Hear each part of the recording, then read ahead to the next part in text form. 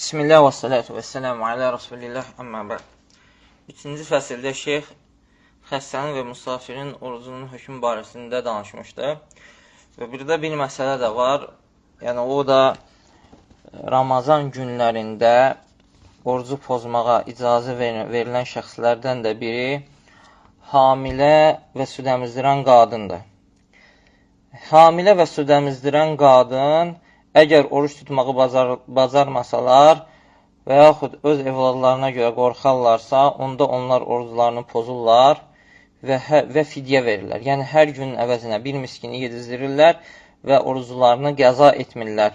İbn Abbas radiyallahu anhümə buyurur ki, əgər hamilə qadın öz nəfsinə görə və süd əmizdirən evladına görə Ramazan günlərində qorxarsa, o zaman buyurur ki, İbn Abbas radiyallahu anhümə, onlar oruclarını pozurlar və hər günün əvəzinə bir miskini yedizdirirlər və oruclarını qəza etmirlər.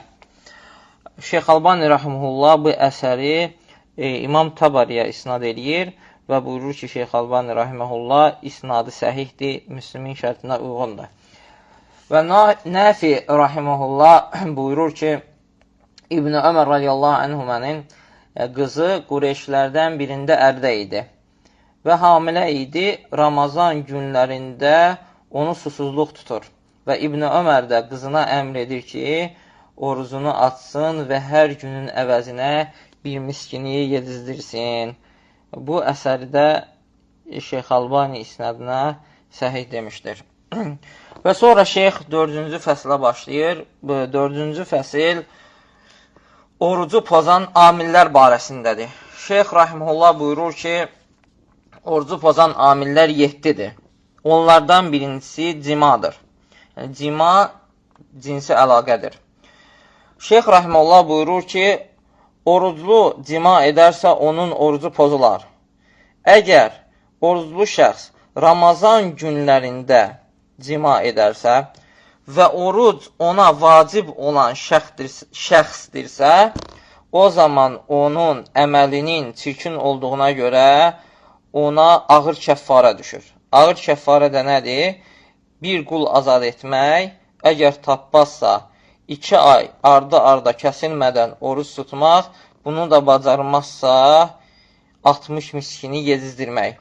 Əgər oruc ona vacib olan şəxslərdən deyilsə, müsafir kimi və öz zövcəsi ilə cima edərsə, oruclu olduğu halda onun üzərinə yalnız qəza düşür, orucunu qəza etmək düşür və kəffara düşmür ona.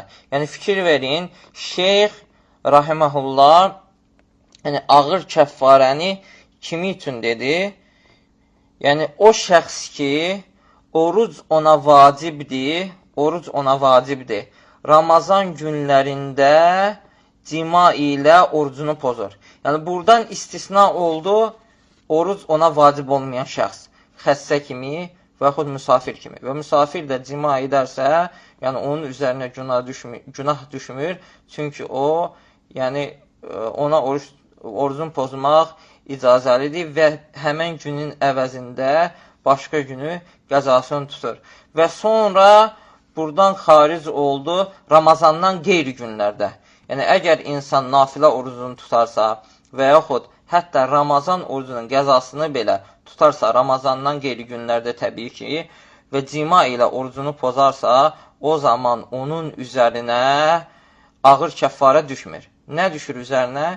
Yəni, əgər Ramazanın qəzasını tutubsa, cima ilə onu pozubsa, onun üzərinə düşən tövbədir. Bir də həmin günü təzədən qəza etməkdir. Çünki həmin oruc onun boynundan düşməyib. Nafilə oruc tutarsa, yəni ixtiyar sahibidir. Nə günah yazılır ona, nə də ki, nafilə orucunu qəza etmir. Amma yaxşıdır ki, yəni bəyənilir ki, ibadətini sonuna qədər tamamlasın.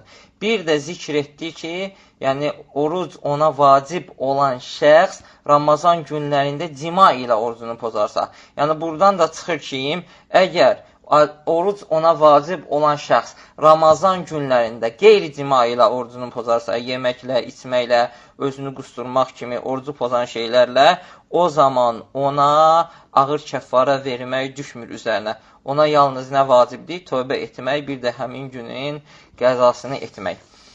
İkinci amil, Şeyx Rahimullah buyurur ki, qucaqlaşmaq və ya öpüşmək və yaxud oynaşmaq və bunun kimi şeylərlə mənnin nazil olması orucu pozur.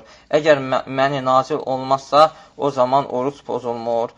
Üçüncü orucu pozan amil yemək və içməkdir. Yemək və içmək ağız və yaxud burun yolu ilə yeməyi və içkini qida borusuna çatdırmaqdır. Yemək hansı növ olur olsun və yaxud içmək hansı növ olursa olsun. Və buna görə də orucluya siqaret çəkmək icazə deyil. Siqaret çəkməyin özü haram, pis, çirkin əməllərdəndir. Yəni, oruc çəkən siqareti çəkib və tüstünü öz içinə çəkərsə, o zaman nə olur? Onun orucu pozmuş sayılır. Amma gözəl iyləri, gözəl qoxuları iynəməyin heç bir problem yoxdur. Dördüncü orucu pozan amil isə yemək və içmək mənasında, hökmündə olan şeylərdir. Buna da daxildir qidalandırıcı iynələr kimi. O iynələr ki, onları vurduqda insan yemək, içməyə ehtiyacı olmur. Amma yəni qeyri-qidalandırıcı iynələrə gəldikdə isə onlar orucu pozmur. İstəyir damardan vurulsun, istəyir əzələdən vurulsun. Orucu pozan 5-ci amil də hicamə ilə qanı çıxartmaqdır. Və buna qiyas olaraq da damar kəsərək qanı çıxartmaq da orucu pozur. Və damarı kəsərək qanı çıxartmaq da orucu pozur. Yəni o şeylər ki, yəni o qan çıxmaları ki, onlar hicamanın təsiri kimi bədənə təsir edir. Yəni bədəni zəiflədir. Amma yəni insanın bədənindən az qan çıxarsa, yəni bədənə hicamənin təsiri kimi təsir etməzsə, bədəni zəiflətməzsə, o zaman onun orucu pozulur. Məsələn, insan analiz üçün qan verir, yəni bilir ki, analiz üçün cüzi qan götürürlər, o zaman onun orucu pozulmur. Çünki yəni insanın bədəni zəiflətmir. Və buna da daxildir qan vermək. Yəni insan oruclu halda qan verərsə, təbii ki, yəni hicama təsirindən də artıq təsir göstərir ona və həmin insanın orucu pozulur. 7-ci amil bilərəkdən qusmaqdır. Yəni qusmaq da ki, yəni mədədəki olan yemək və yaxud içməyi çölə çıxartmaqdır. Yəni Peyğəmbər sallallahu əleyhi və səlləmin hədisində varid olduğu kimi, yəni Peyğəmbər sallallahu əleyhi və səlləm buyurur ki, kimə qusmaq qalib gələrsə, yəni özünü saxlaya bilməzsə, özü istəmədən qusarsa, həmin insan orucunu tamamlasın. Yəni onun orucu pozulmur. Və kim özünü qusturarsa, həmin insan qəza etsin. Yəni qusmaq nə zaman orucu pozur? Əgər insan özünü bilərəkdən nə edərsə, qusturarsa. Yəni istəyir barmağını ağzına salmaqla qusturmaq olsun və yaxud istəyir elə yerə gedir ki, həmin yerdən pis iyilər gəlir və həmin iyi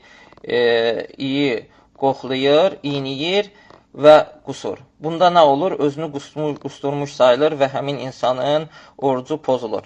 7-ci amildə heyz və nifas qanının çıxmasıdır. Yəni icma ilə heyzli və nifaslı qadına oruç tutmaq haramdır. Əgər onlar oruç tutarlarsa, günah qazanırlar və orucları da qəbul deyil. Nə zaman qadın heyz və nifas olarsa, o zaman onun orucu pozulur. İftara, yəni orucluq olduğu halda, qadın orucluq olduğu halda iftara 5 dəqiqə, 2 dəqiqə, 3 dəqiqə belə məsəl üçün qalmış belə qadın heyz olarsa, o zaman qadının orucu pozulur və tutmadığı günlərin, yəni heyzli olduğu günlərin sayı qədər başqa günləri nə eləyir? Orucunu qəza eləyir, amma namazlarını qəza etmir. Və sonra Şeyx Rahimullah buyurur ki, bu orucu pozan şeylər yalnız 3 şərtlə orucu pozur. İnşallah bu da qalsın gələn dərsimizə. Allah Subhanahu taala bizi eşidib faydalananlardan etsin. Vəssalamu aleykum və rəhmətullahi və bərəkatuhu. İxlasla.com saytı tərəfindən təqdim olundu.